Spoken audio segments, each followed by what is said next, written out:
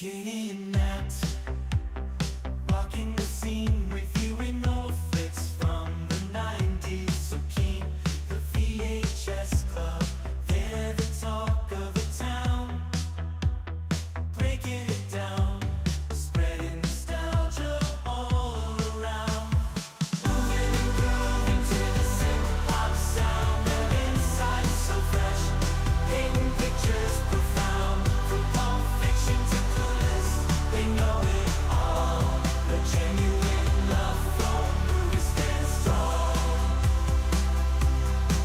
Unfolding memories on that VHS screen, talking about classics like you've never seen.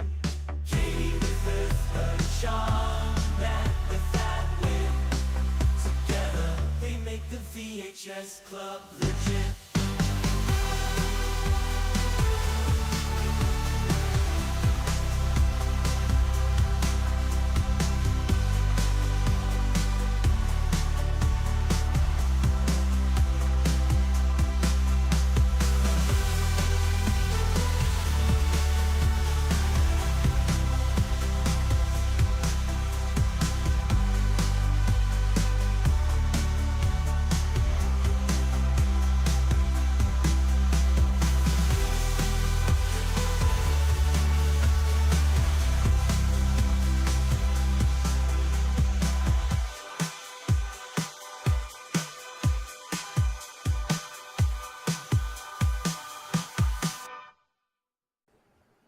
Welcome back to the VHS Club.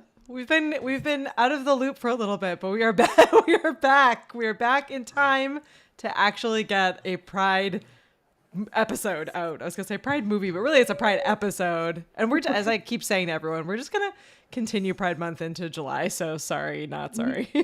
But excited that Paul is hanging out with us here today. Friend of the pod, avid fact checker, Paul Duncan. Thanks for hanging out with us on this one. Oh, no problem. I'm looking forward to this one.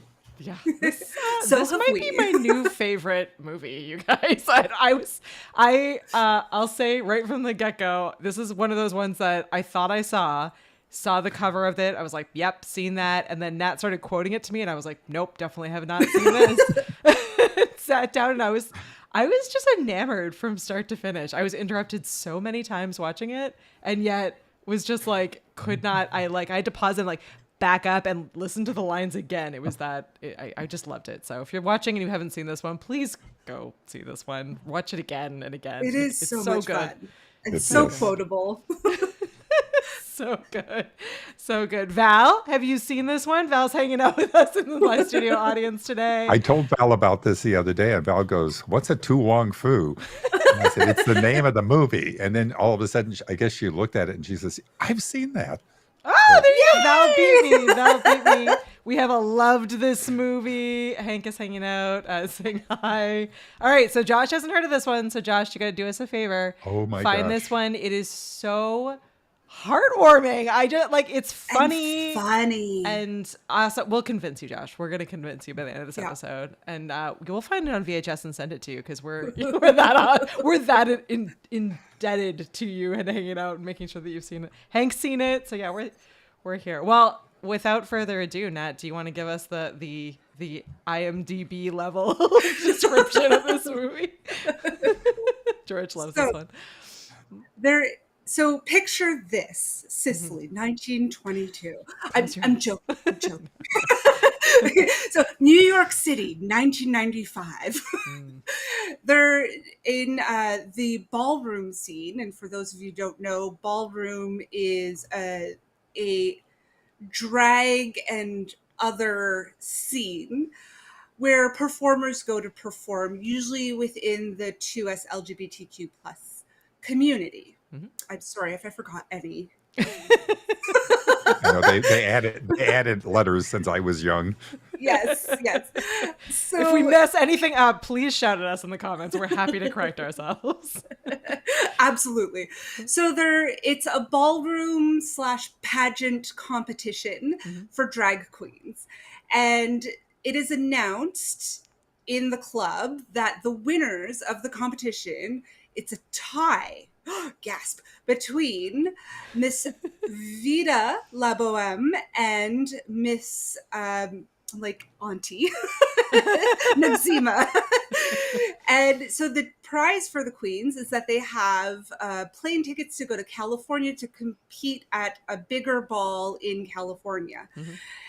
As the girls are celebrating their win, they come across a little gay boy in drag crying and decide to take him under their wing and sell their plane tickets and drive across the country to go compete in the ballroom competition, at the same time taking this little gay boy in drag and bringing her up to a drag princess, to a drag queen status.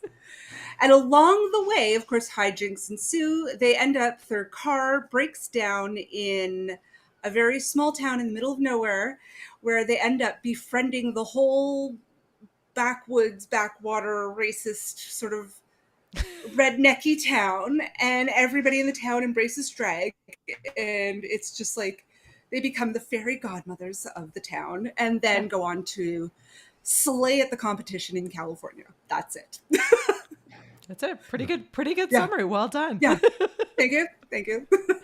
Well done. Yeah, it's supposedly the small town is based on Lincoln, Nebraska. At least that's what I read, but I can't remember the name of it. Paul, do you remember the name? It was Smytheville, or so it was some very bizarre name. Yeah, Smytheville, I think. Yeah. I love a road trip movie. I love a road trip. I love a road trip movie. I love the just like ridiculousness of it. And I will say, so we should say, so the three queens, or the two queens and princess becoming a queen in this movie, are played by Patrick Swayze, Wesley Snipes, and John Leguizamo. And throughout this movie, I cannot choose a favorite. When the movie first starts, I'm completely in love with John, and I mostly because I think he just he is an incredible actor, as many of you know, and he actually switched over and became a vegan leading up to this movie so that he would lose like muscle, so that he would look more like he would fit the role and he would feel like more comfortable in the role, which I think is adorable. And he looks incredible. And initially I was like all in. He was my queen. Chi was my queen. And then I don't know. And then I completely fell in love with Vida, and I just thought Patrick Swayze did such an incredible job, and she's like the mama hen graceful of the group. mover. Yeah, so graceful. Like all the ballet training and the dance training like clearly comes to life, and she just carries that role in such a authentic, wonderful way. But then Wesley Snipes is just so wonderful in like how no nonsense he is. Like I feel like I used to joke. And this is probably, so I have a really good friend, Reggie. Shout out to Reggie if you're watching. Reggie used to joke that what I was really missing in my life, and I completely agree, is a no nonsense black drag queen sitting on my shoulder to just be like, no. And so Wesley Snipes really embodied that for me in this movie. So if anyone needs me to say no, like Wesley can be my no nonsense angry black Auntie Noxzema on my shoulder too. I have one of those, but she's not a drag queen. Oh, okay. All right. I have to say, one of my favorite Noxzema moments is after they win the competition, they're going to meet like this guy. He's the bar manager, played uncredited by Robin Williams, which leads up to his Birdcage and Mrs. Doubtfire casting, because they thought he was too ugly to play Mrs. Doubtfire, but so they gave him this uncredited role to prove that he can play gay. Love it. So in the bar, it was just a quick little cameo. This woman goes up to Noxzema. Oh, I wish I could be as beautiful as you. It's Naomi Campbell, the most beautiful human being to have ever existed on the planet. It was so funny because she's telling Wesley Snipes, who, good drag queen, but still a dude. Still Wesley Snipes. He's the most dude out of all of them. Like, he's so muscular. Like, his whole upper body, you're like, it's wonderful. He's so... I mean, fabulous drag queen, but like, again, you don't mess with Noxzema.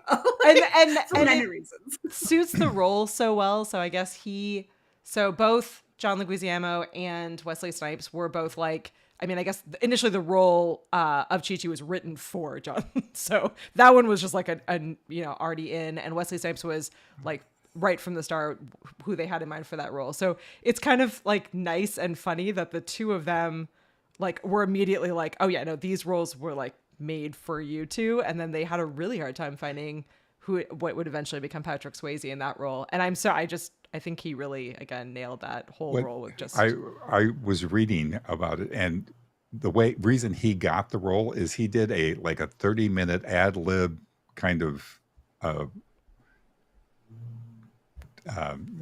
when he tried out for the thing, and it was Okay. like he sold them immediately on the whole thing because he pulled off this whole thing that impressed them Amazing. greatly. The thing with Wesley Snipes that blows me away, when you see the normal Wesley Snipes and the type of characters and what he does, and then you put him in drag, it's just like, okay, we've just done a 180 here.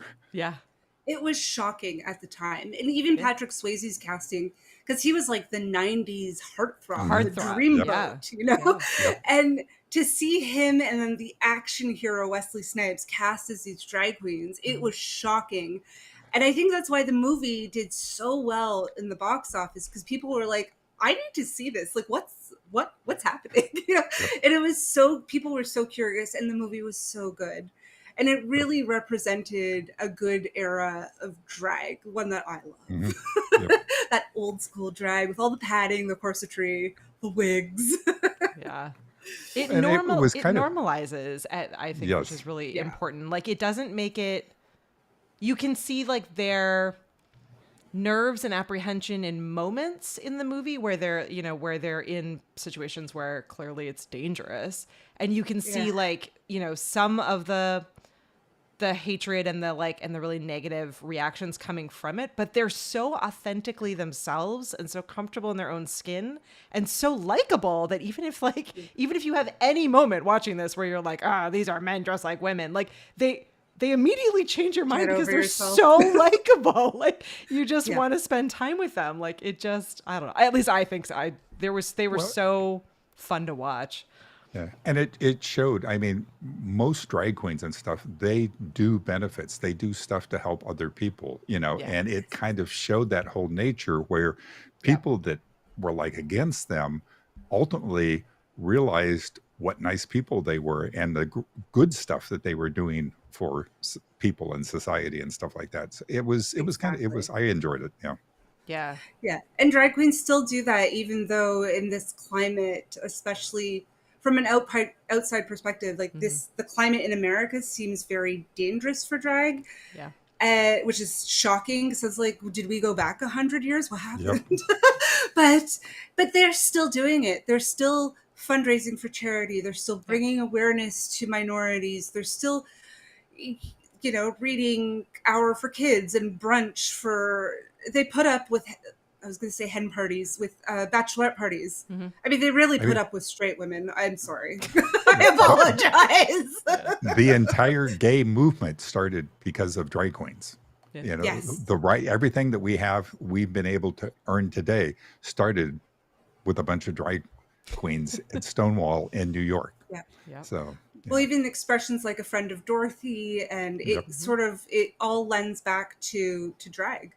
And Mhm. what I love about this movie, and I was saying to you guys before we hopped on, is still in drag in the drag community today. The young ones coming up, the kids, are still quoting this movie. And It's I don't so know that they quotable. realize it, Yep. but they still harken back to this. And this movie even harkens back to older drag.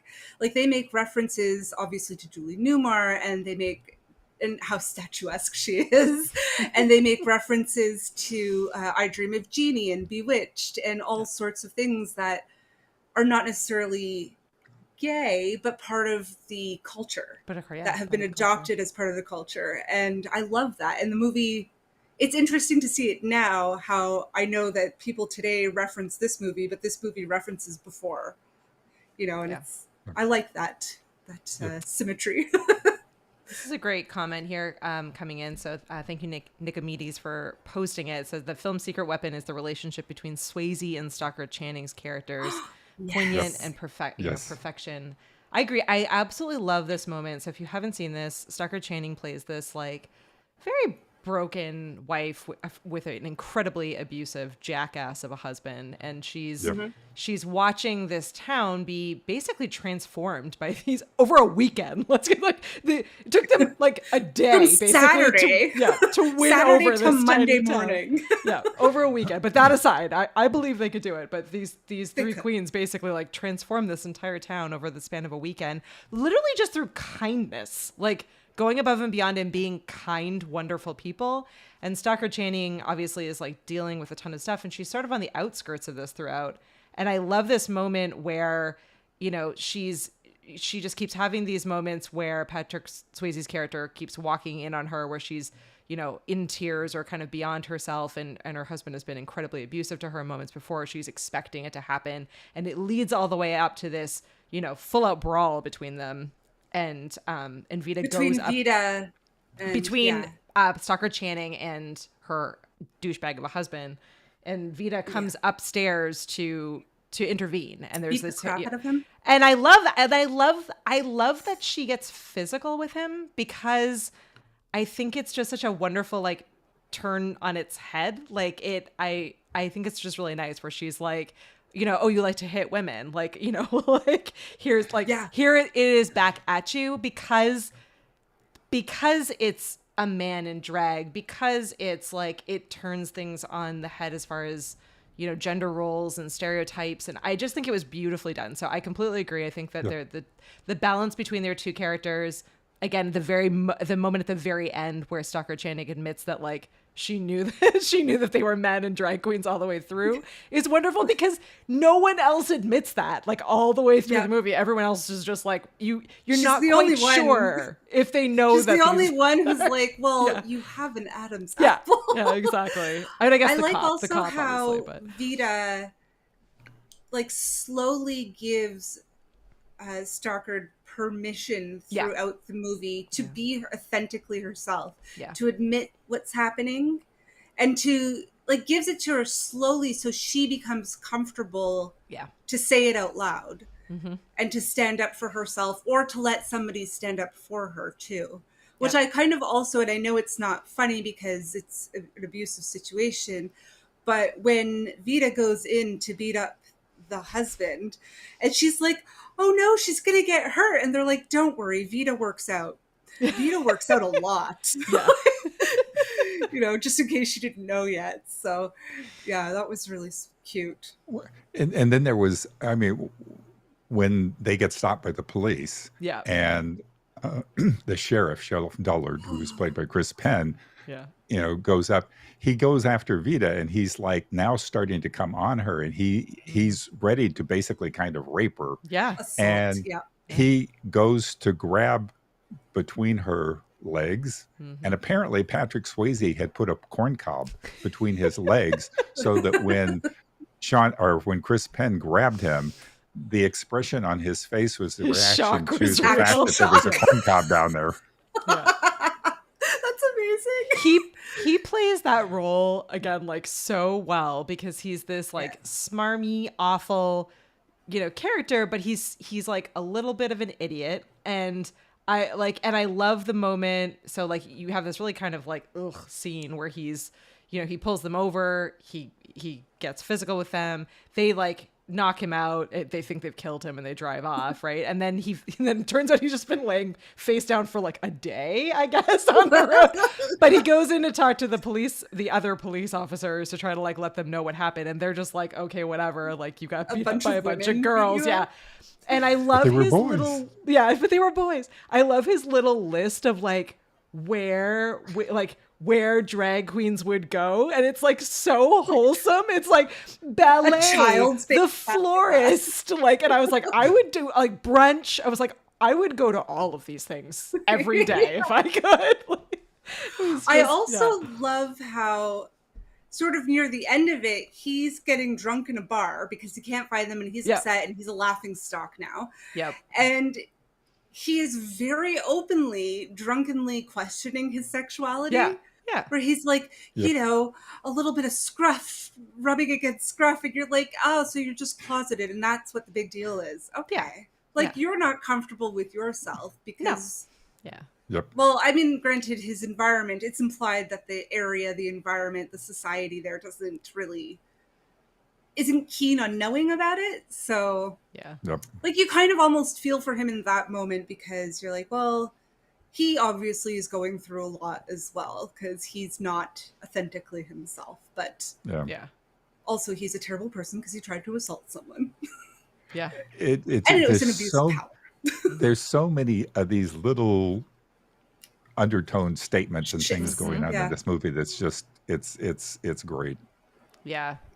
Yeah, I love and the individual storylines that are happening too, right? So you have Yep. we talked about Vita and Stockard Channing's character where, you know, she's trying to again kind of like help everyone and she's the person even from the beginning who's trying to help the gay boy drag queen that's trying to become a queen, right? So she's like the helper, she wants to give back, etc. And then you have Chi-Chi's character who's like very kind of authentically herself and like and in her own world, but kind of a little bit more selfish, and she's having this like coming to, you know, I don't know, coming of age story, like, right? So she's trying to figure out who she is and who she's going to become, and, you know, and how that interacts with the other characters that are in this small town. And then you have Wesley Snipes' character who Noxima is just like very, again, like confident in who she is, and but she's got like eyes on the prize. Like she just wants to get there she wants to get to Hollywood. She wants to get there. She loves like theater and movies, and so she's sort of, you know, becomes actually more giving because she finds another soul that has the same passions that she has. And so like it's nice to see like the layers of storyline, and you get to know like all of these characters, and they're each sort of having their own stories, right, in this small town, which I think is really cool. It's cute because she takes like the town centurion under her wing. Who I love just can talk. Sweetest Yeah. little, And it's gets the her to sweetest little speak. story. Yeah. Yeah, because everybody's It's- like, "Oh, she's deaf. She doesn't speak. She doesn't can't hear speak, yeah. you." And Noxima's just like, "Well, I'm going to make friends with you anyways because you like old movies and I like old movies." And I'll just talk at and then you. find out like, "Oh, she can speak. It's just she was never interested in talking to anybody before," which is pretty great. It's like practically every character in this movie of any slight importance goes through this growth session in the course of this and changes, and it's amazing to watch all these people just grow. Yeah, there's also like the Bobby Ray and Bobby Lee that had their little love story because Bobby Ray he sees the girls with their car broken down and he drives them into town and says, you know, like, this is the mechanic and I found you a place to stay and all of this. And he kind of has like a little infatuation with Chi-Chi, but he doesn't seem to realize that Chi-Chi is also, you know, a man. But Well, but then Chi-Chi Chi-Chi has that coming of age moment where she's like, I'm just going to take him because I can. And then sort of is like, but that's selfish because I'm not from here and we're just blowing through town. And like, there's this girl, Bobby Lee, who's so super in love with him. And then they kind of all get together and help that love story happen, which is cute. And that's one of the London twins. I don't know if it was Jeremy or Jason, but they were so cute. Oh yeah, I keep forgetting they're twins. I was like, he's from Mallrats, but maybe not. Yeah, maybe which it's one? twin. I don't know. It's like the Ashmore twins. Like, I don't Yeah, know. Chi-Chi is kind of like this character that's discovering their sexuality and just kind of like, you know, I'll sleep with anything, and it's like it's not thinking of the fact that she's like going on with this dude that doesn't realize that she's a he, and it's like, okay, so sooner or later you're going to get to a point where It's this is gonna going to matter. become obvious. How are you going to work this out? Doesn't think about that. There was an article that that Nat sent earlier, so I dropped it into the show notes if you're watching now or watching later. It's a really good read, but it talks about the fact that that Chi-Chi's character is probably the one that is probably not just a drag queen, probably like on the spectrum of either fully transgender or trying or on that kind of path to try to discover exactly who she is. So, and I think she is sort of the most kind of comfortable in that skin. Like the other two definitely are men who are who In like to dress drag. up that are in drag. So it is interesting, kind of, again, it's nuanced, and there's like only kind of slight differences, but it was interesting to read, and I probably butchered the description of that, but it's a really good article. There was a great scene in their car. They're like Cadillac, which, by the way, even the like sleazy car salesman is like, not this car, you won't make it. But they are like, You'll fashion, die. honey. We need to look fabulous. Yeah. So Yes.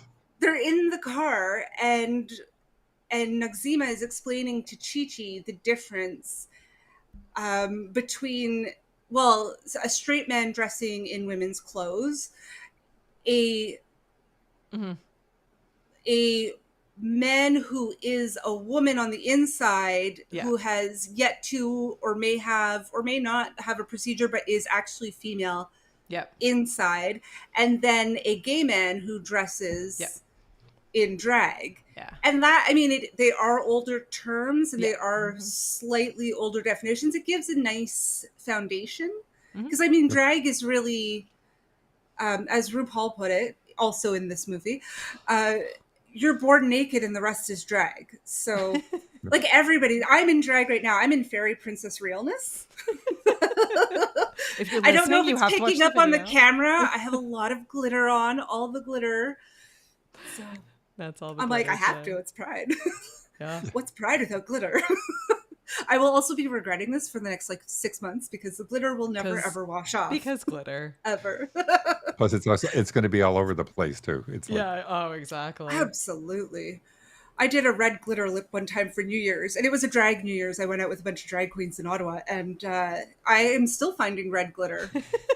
I think it was 2016, and I'm still finding red glitter in all of my makeup brushes. Like, Perfect. ah!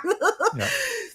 But I All of love my it. friends, when we originally watched this movie and stuff, the only thing we found fault was the fact that drag queens would never be dressed like that 24/7. Drag queens only dress when they're performing and all this stuff, and they were dressed all the time. It worked, but it was like, it's the only thing I could find fault. Yeah, there was a line, and it might have been in the article, that again is in the show notes if you want to read through it, about just kind of the history of this movie. But one of the, and I don't remember if it was like the writer or producer or director or what have you, but one of the leaders of the movie said that it was supposed to be because this entire story is like a drag performance, so it's supposed to be symbolic. Obviously, it works for the story as well, but exactly. But yeah, you're absolutely right. Like this would not be the actual padding, the actual the padding, situation. the corsetry, the wigs, the makeup, to maintain that makeup all day and all night. Like, no. One of my favorite scenes is when Stockard Channing turns on the overhead lighting. They're like, oh no! I gasp every time I see that. I'm like, oh, no, overhead lighting. I was impressed with the fact that there were three of them in this, and Cadillacs are kind of big. They have large trunks, but the three of them traveled in this, and all the outfits that they had, it was, I mean, Priscilla needed a bus to carry all their outfits. Yeah. They did it in a Cadillac. It was impressive. And even when they get there, I was watching this on Amazon where they have like the, you can have just the trivia turned on, and there's like a whole bunch of continuity errors in this movie, which are always fun for me to kind of go back and watch. But one of them was when they get dropped off in the pickup truck, right? So like their car is being, towed in later. They go into like the room where Nat was just saying, they turn on the light. They have like all of their clothes and are totally, it was like, no, they that would have been back in their car. Like they specifically say like, well, we'll go back and get your luggage. Somebody will bring it to you later. But then they immediately they have all their But yeah, they have all their stuff. And like way more stuff than normal people would have. Yeah. Well, I mean, they are drag queens. True. Fair. That's honest. But True. That's honest. Fair. The one thing that I think is that in this small town, they're like, we will only stay alive if they think we're women. So they're staying in drag. Yeah. Yeah. But again, when they're in all of their like loungewear and sleepwear, I'm like, no.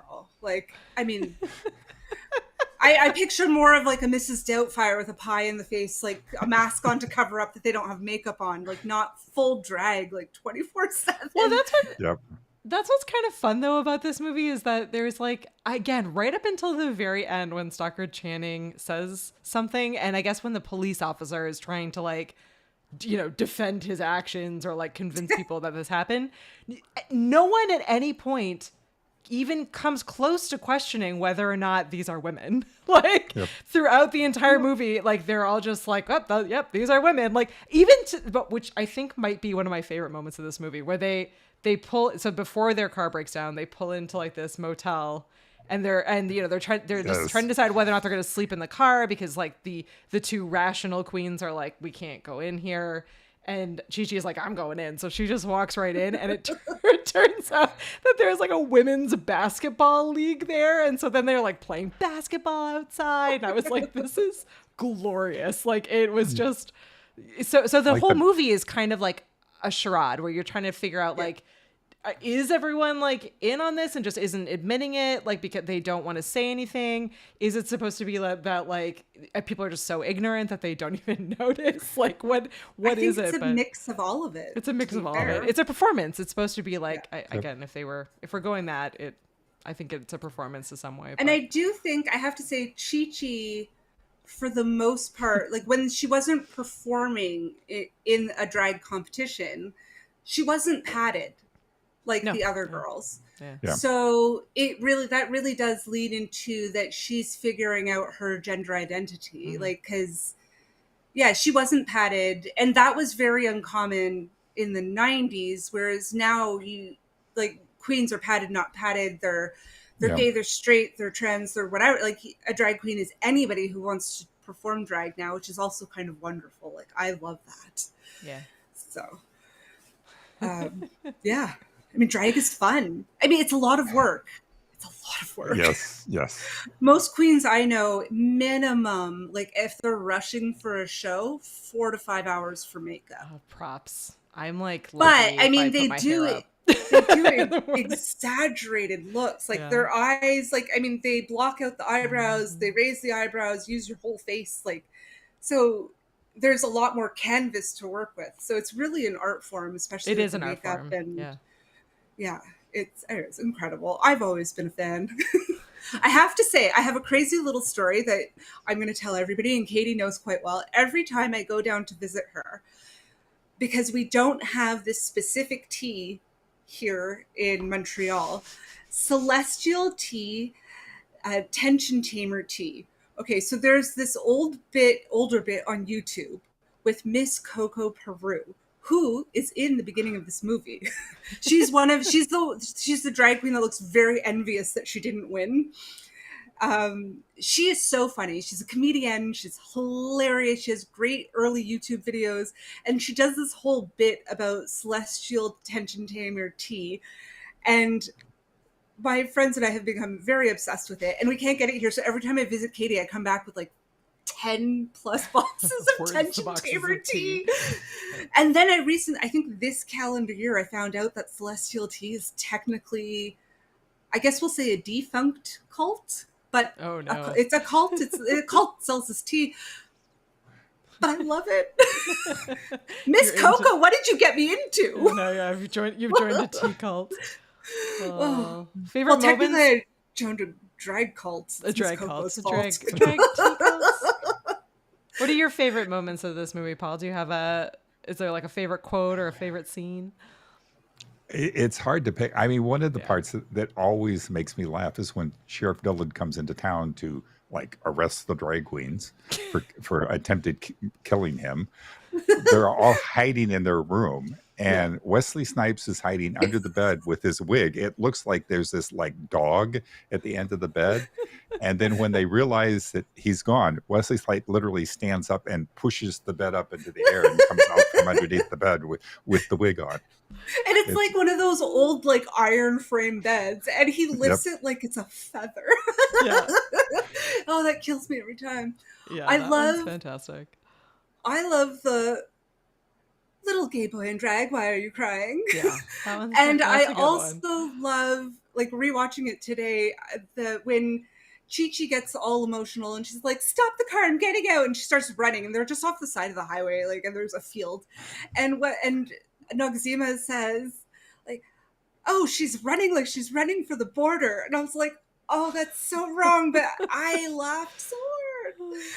Yes. Oh, yeah. Noxima's Yeah, lines throughout Noxima. this movie are actually fantastic. I really think I need to go back and watch it like 5 more times because I feel like this is one of those movies where it's so layered and she says it in such like undertones, like in passing, that I feel like you miss a lot of the like brilliance in some of that dialogue just because you're paying attention to other things on screen. So yeah, Well, it's Wesley funny, Snipes, too. those lines are great. It's funny too because Chi-Chi is they deem her as this drag princess, Yeah. and that there's this system that you have to go through to become a drag queen. graduate, yeah. They have no idea what this system is, but then all of a sudden Noxima starts coming up with the 4-point system, and then suddenly now she has to come up with what the points are, what the steps are, and it was just hysterical. They did kind of like flows in this whole thing, and Chi-Chi's kind of okay, wow. And especially when they took all of her points away because she did something. Right? When Vita rips up all the points, she's like, I'm ripping up your like princess status. And she throws this imaginary paper that she's torn to shreds. It's so good. It's only a drag queen. Only a queen could pull something that dramatic off. Oh, I love it. There's the moment in the shop. And so just that with to spoil the ending, because we have to talk about the drag princess turning into the drag queen. She wins the ball in California. And dear God, her dress looks good. And I have to say, John in a pussycat wig, and he pulls it off. Like a lot of queens can't pull a pussycat wig off, and he looks so good. Yeah, he really does. Well, and then it's the only time in the movie where you actually get to see Julie Newmar. Yeah. She makes yes, this and she's like, actually in it. Yeah. there was, see if I can find, there was a comment about apparently Chi Rodriguez, the golfer, sued them because of the reference. He said that it had hurt his persona, his image, because of this whole thing. So they ended up kind of settling out of court and paying him for this whole thing. And then if you watch the credits, they make a specific comment in the credits that this in no way references him or has anything to do with him and all this other stuff. It's hysterical. But Julie Newmar, apparently years later, they did a kind of one of these meet and greets at one like a Comic-Con or something like this. And they had Julie Newmar there. She'd never done anything like this before. She'd never done any of these things, and she had no idea what to expect. And apparently she got drunk. And somebody asked her a question, and she said, "Who the hell is To Wong Foo, and why should I even want to know them?" or something like this. Yeah. It didn't go over well. Yeah. I mean, it's a small part, and they talk about her so much in the movie, but she's in it for like maybe 5 or 6 seconds. Yeah. But so yeah, it's quite possible she doesn't even remember doing it. Well, all she does is puts the crown on the winner. Exactly. And that's the accident. Apparently the title of this movie, which the full title is To Wong Foo, Thanks for Everything, Julie Newmar, because that's what's written on the photo, the signed photo in the restaurant at the very beginning of the movie that Patrick Swayze like steals off the wall and brings with them. Yeah. But apparently that title was so important to the screenwriter and to the team that they were unwilling to change that. So they were like, we'll say the movie, which originally started as a play that never took off. But they were like, nope, it has to stay this title, which I really love because it is like when you have not seen this movie and you're just kind of looking at it, you're like, what the heck is this title? What does this even mean? And I love that like it becomes immediately obvious once the movie, is not even probably 20 minutes in. And it is this kind of like wonderful moment all the way through. And it's not like so important that it's like obvious or overdone, but it's just like this kind of tiny thing in the background, and I think it's really great. I'm happy that they kept it as weird and wonderful as it is. It's the inspiration, yeah.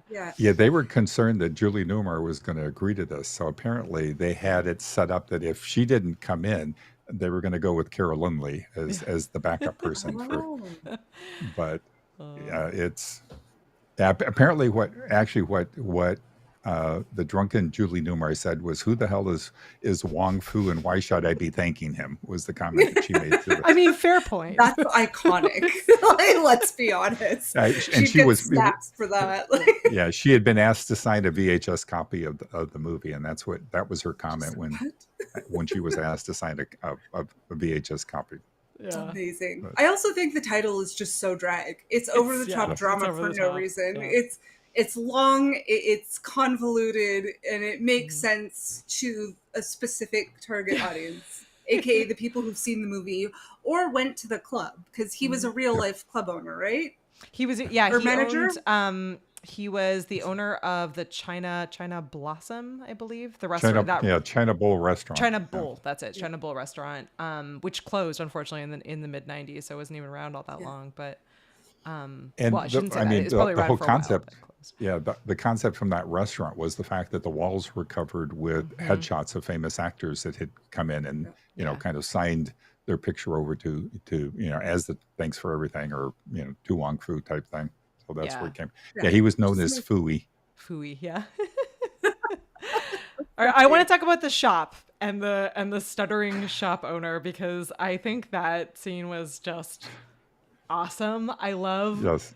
everything. I love that it became, so again, if you haven't seen this movie, the queens are helping the women of this small town plan a strawberry event that was originally just going to be Strawberry a Pie Festival. strawberry pie moment where they were going to bake pies and see who the best pie was, and they were kind of sad and down about doing it, and they picked a theme, red and wild, and then they needed a girls' day and they needed outfits, and so they go to this like general store that also sells clothes, and of course everything is like jean and drab and awful, and they're like, ugh, Flannel.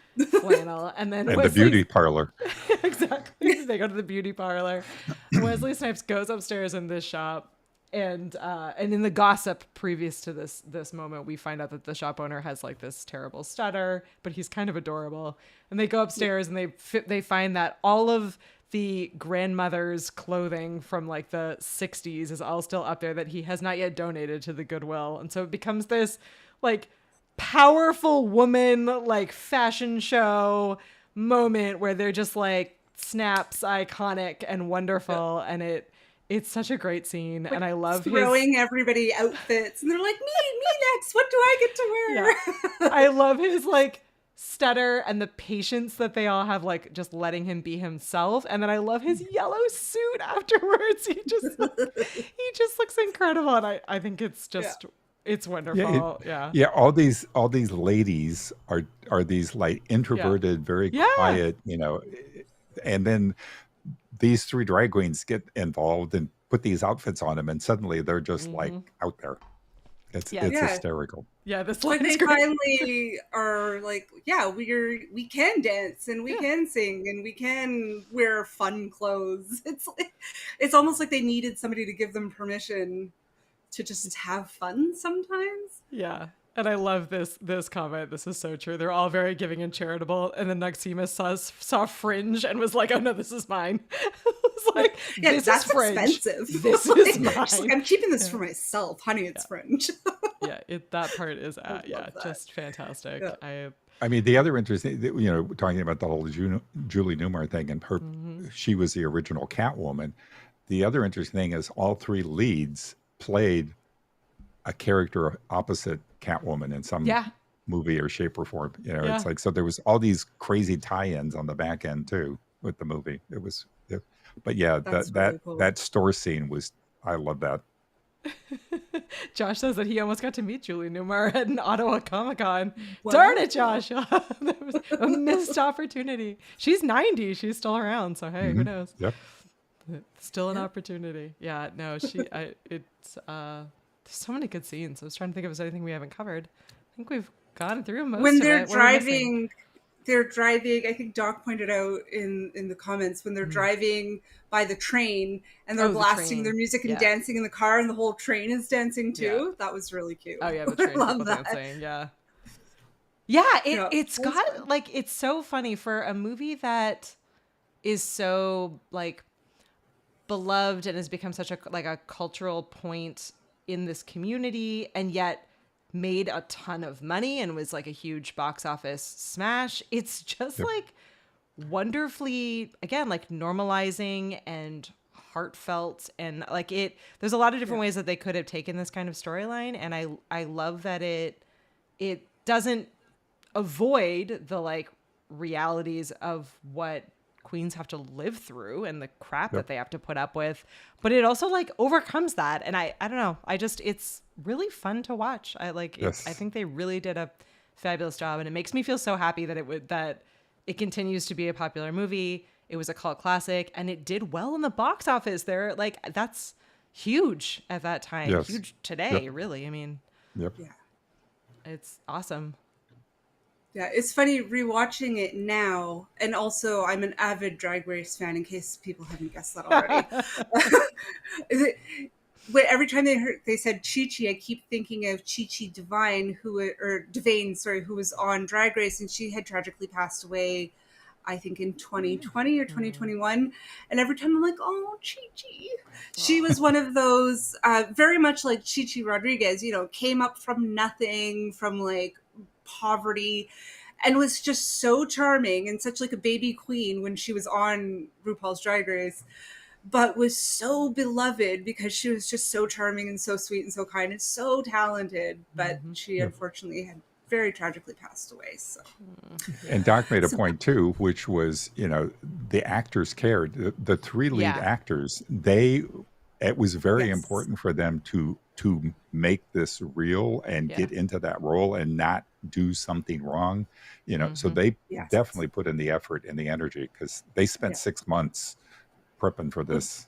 Yeah. John Leguizamo still talks about it so fondly now. He still does an interview when he's asked about it, and he talks about how serious he took it and how much he practiced and how much advice he took on and really wanted to make it authentic. So it's like when you see that, even like from the 90s till now, that people, like the actors, were so invested and still are, like, that's really special. It makes it a very special movie, regardless of the subject of the movie, which Yep. I love that when it came out, everybody loved this movie, but if it came out today, it would probably be a problem.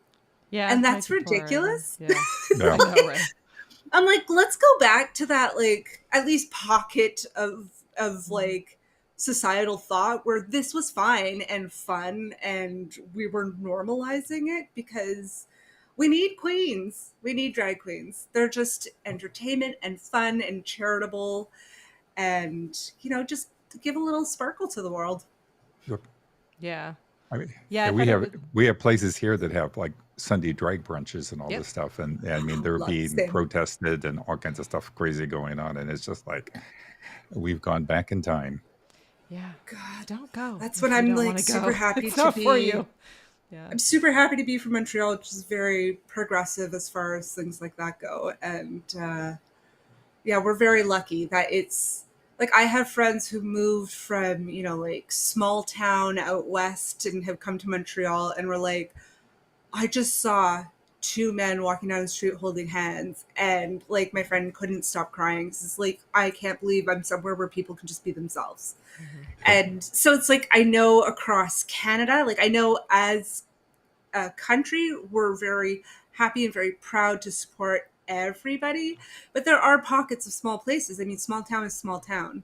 So, Yep. but I'm proud to be from Montreal because we're very pride centric. We have phenomenal pride festivals and pride parade, and yeah, if ever you're in Montreal, go to Cabaret Mado's. It's great. Mado is like a legendary drag clown who is she doesn't generally perform anymore unless it's like she's like, heading like the pride parade, but she always has great performers, fantastic. There's lots of pride stuff to do in Montreal all year round. That's awesome. I'm actually curious about, so Doc raises a really good point. I'm curious on both of your perspectives on this. I did read in an article that I think it was John who had said this, but that if this movie was made today, that his hope was that it would actually feature real queens or or real people. But I think Doc's point is, I don't know why I said real people, real queens. Missed some words. Sorry, guys. Would that have? I am curious on like what you think the impact of that would have had. Would that have been as powerful as having 3 straight men who were like really renowned, like 90s, like heartthrobs or bad boys or action stars, like taking that role on? I see why we'd want to do that, but yeah, I don't know. I mean, to be honest, I think the fact that if they would have had real drag queens, it would not have nearly, it probably would have been open to more ridicule. And it's just a bunch of drag queen kind of thing. The fact that they did have these 3 macho, everybody swooning over, guys that pulled this off, I think was the impressive part and is what made the movie. Yeah, I'd agree with that. Though at the same time nowadays, and honestly, it's RuPaul. Like the fact that we're living in the era where RuPaul took, drag to not just like in the offbeat New York clubs, but like became a supermodel, a 90s supermodel up there with Cindy Crawford and Naomi Campbell, and then took it to a TV show, took it to a global sensational TV show that airs in like almost 100 countries or something. And then now has created the term drag superstar. And it's like almost like these drag queens, these Ru girls, now have replaced the whole 90s supermodel kind of celebrity and fame like pocket. So I'm like, if you had some of those Ru girls star in this movie, it would attract a huge audience of all kinds because they are like as famous as the supermodels were in the 90s. I mean, it might not have attracted like some curious conservative men in, small town wherever, but to be like, what do you mean Wesley Snipes is wearing a dress? But it wouldn't have attracted that, but it still would. I think it would still get a very big audience.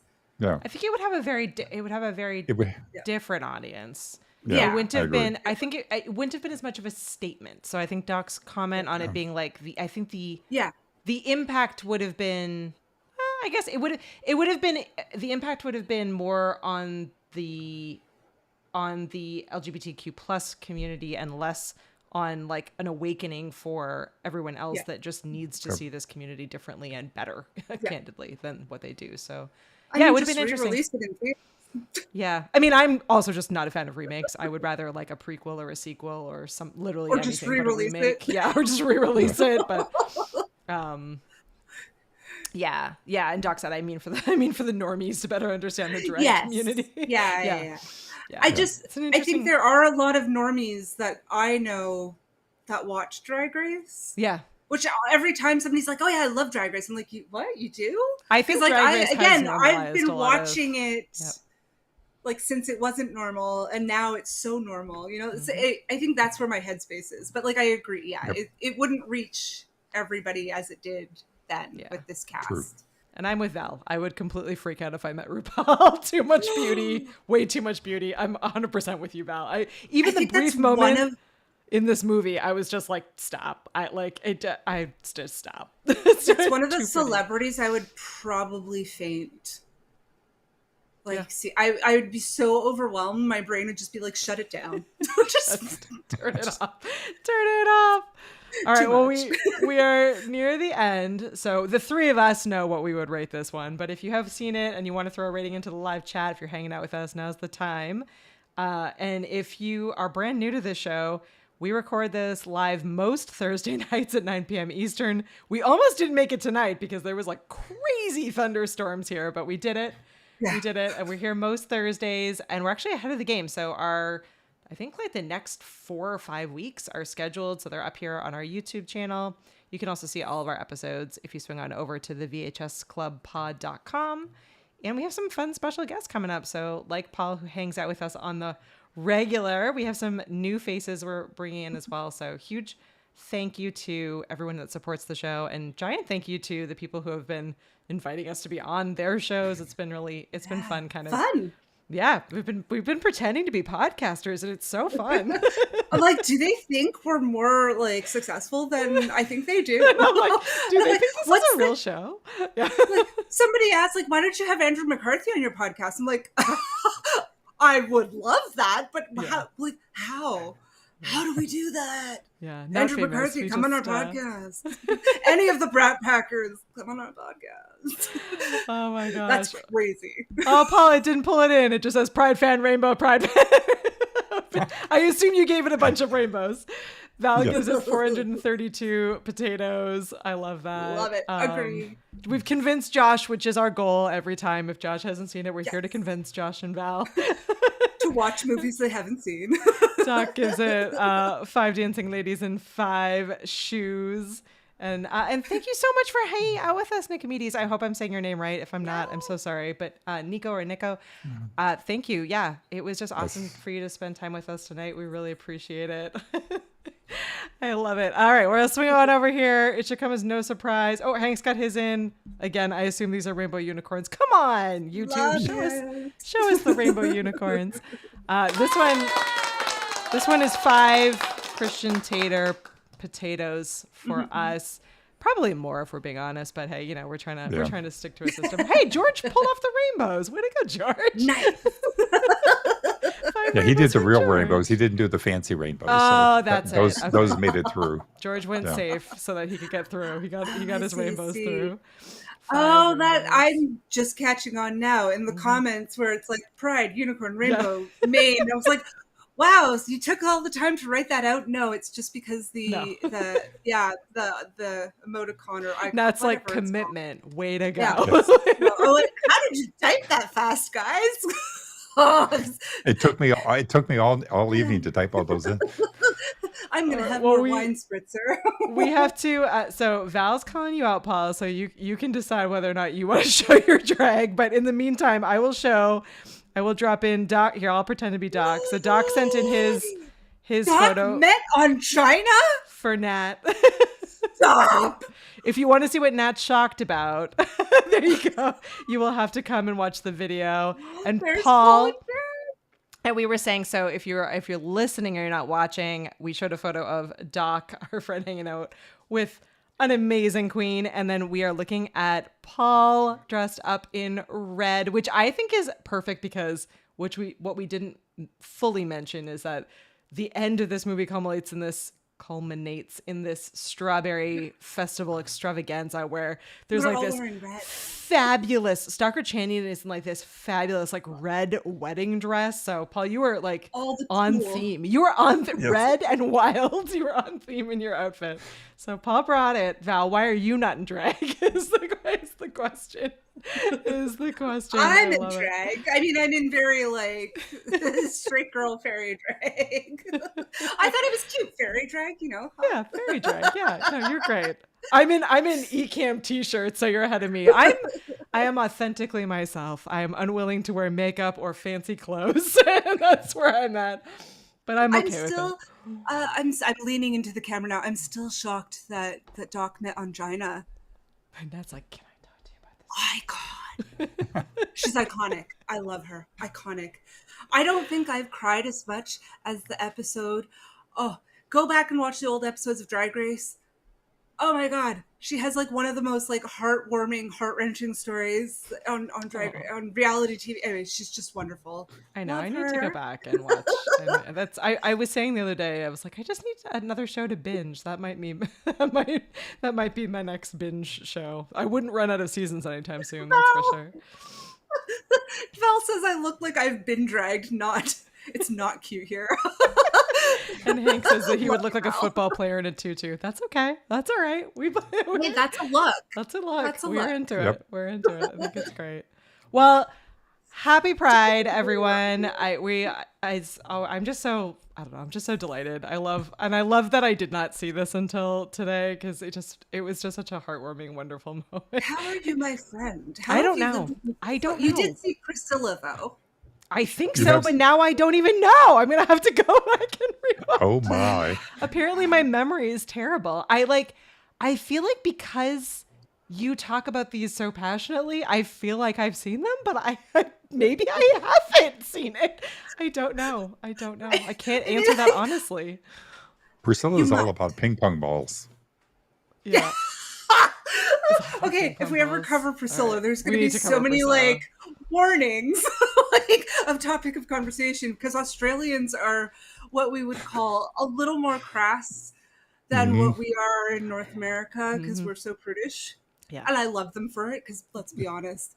I went to Australia Yep. once and a kid in grade 2 called my friend who was a teacher. She was teaching elementary school or primary school in Australia. And the 7-year-old called her a "see you next Tuesday" to her face.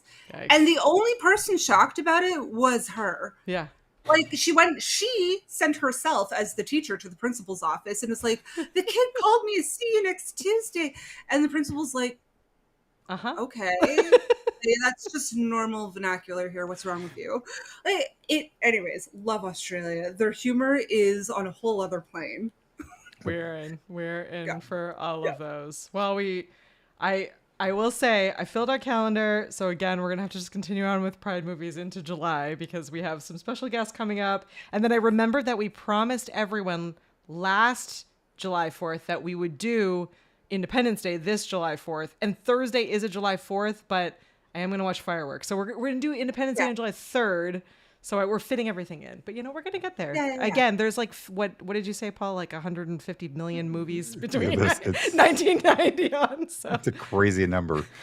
we got time, guys. We have so many. We're gonna work through. So many. We're gonna work I haven't through. seen Independence Day since it came out, so that will be a fun rewatch. I saw wonder what it my maybe biggest- like 10 years ago. I saw it somewhere in between, but it's been a while. Somewhere. I don't know, feel somewhere like in it's between. probably not that good. It's probably not that good, but that's okay. We're gonna live in the moment. It's gonna be great. Yes. It's gonna be For it's July gonna be 4. fun. For July 4th, but on the 3rd. We're On gonna the split 3rd. Yeah. split the difference between Canada Day and July 4th and just First. meet in the middle on the 3rd. It's gonna be great. Oh my gosh. Well, thank you, Paul, for hanging out with us. Thanks to Thank you. everyone that was in the chat. It was so fun to get to see So all your much fun. comments.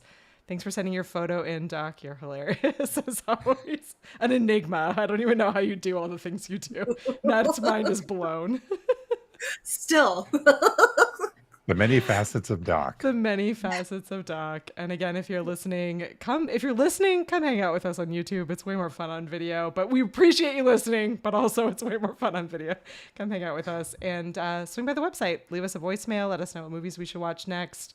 Let us know if you want to be on the show. We're here. We're showing up as many Thursdays as we can make it without power failures or weird things happening. We'll hopefully see you next week. But thanks, everyone. See you next time. Thanks, everybody. Bye. Happy Kitty and Nat.